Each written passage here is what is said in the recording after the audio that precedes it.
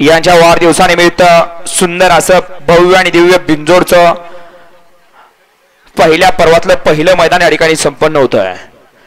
गाड्या सुटल्या, गाड्यावर लक्ष द्या.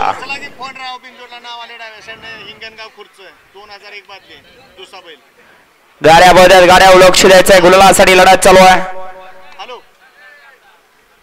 कोण होतो बिंजोडचा मानकरी? दोन गाड्यात लढत चालू आहे.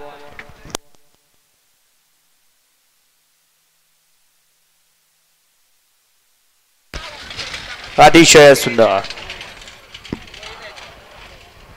आता आलेल्या शर्यतीमध्ये डावी साडी विजयी. धन्यवाद.